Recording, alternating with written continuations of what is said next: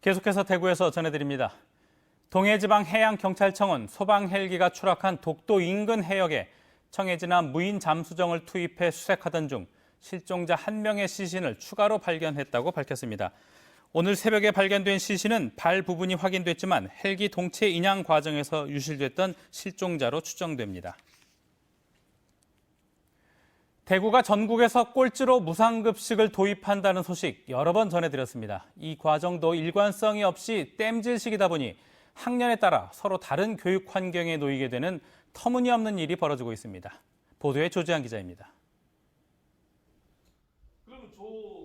우리나라는 내년부터 고등학교 2, 3학년 모두를 무상으로 교육합니다. 대구도 늦게나마 여기에 발맞추기 위해 고등학교 무상급식을 도입하기로 했습니다. 문제는 내년을 시작으로 2022년까지 단계적으로 도입하다 보니 불평등 논란이 일고 있습니다.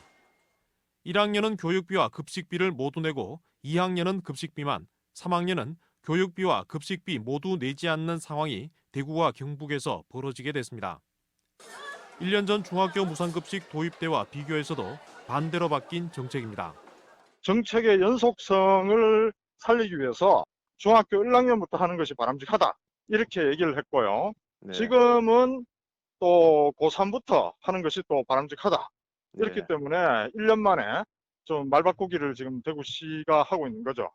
대구시 의회 의장이 대구시와 대구시 교육청 정책에 합의한 것도 정책 적정성을 살피고 견제해야 할 의회 역할에 맞지 않다는 지적을 받습니다.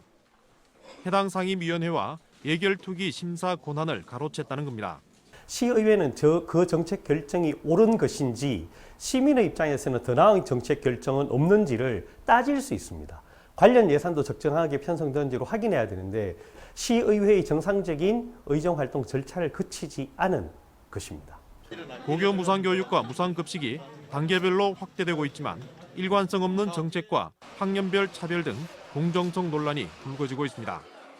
MBC 뉴스 조재환입니다. 올해도 동해안 하천의 연어가 돌아오고 있지만 몇 년 전부터 회귀 연어가 눈에 띄게 감소하면서 인공수정을 통한 방류량도 크게 줄고 있습니다. 북태평양 연안국가 모두 사정이 비슷하다는데 지구온난화에 의한 수온 상승이 원인인 것으로 추정됩니다. 한기민 기자가 취재했습니다. 울진 왕피천 하구를 가로질러 설치된 그물에 어른 팔뚝보다도 굵은 연어들이 연신 걸려 올라옵니다.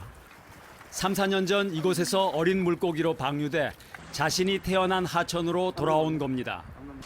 잡은 연어는 연구센터로 옮겨 알과 정액을 채취한 뒤 인공수정과 부화를 거쳐 어린 연어로 키워서 내년 3월 바다에 방류합니다. 이 같은 연어 방류 사업은 해마다 증가세를 보여왔지만 최근 빨간불이 켜졌습니다.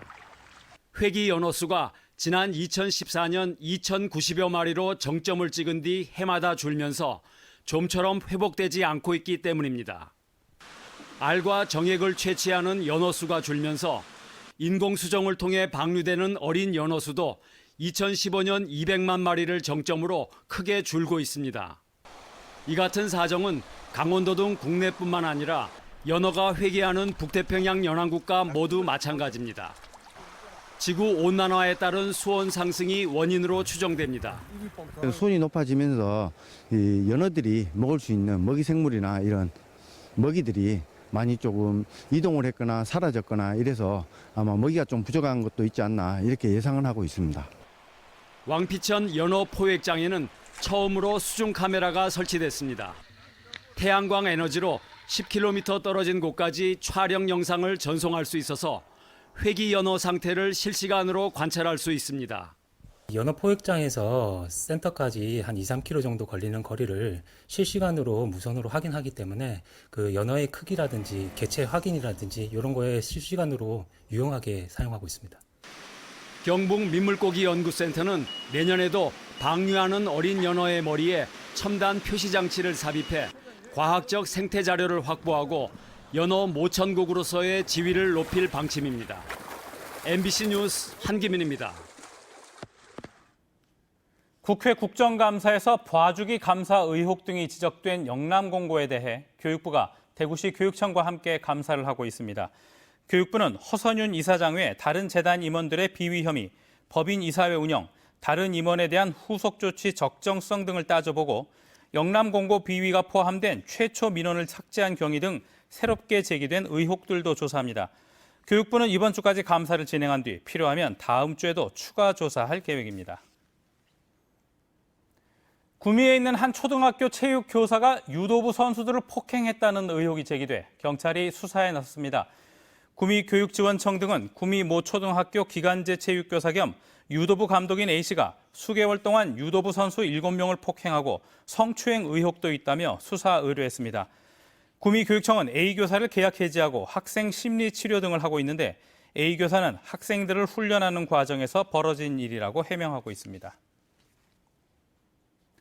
오늘 오전 새벽 1시쯤 경부고속도로 부산 방향 도동분기점 인근에서 3.4톤 트럭이 앞서 달리던 1톤 화물차를 들이받으면서 뒤따르던 트럭과 승용차 등 차량 5대가 연쇄 추돌했습니다. 이 사고로 3명이 다쳤는데 50분쯤 뒤 사고 여파로 정차해 있던 트럭을 24톤 트럭이 또 들이받아 1명이 숨졌습니다.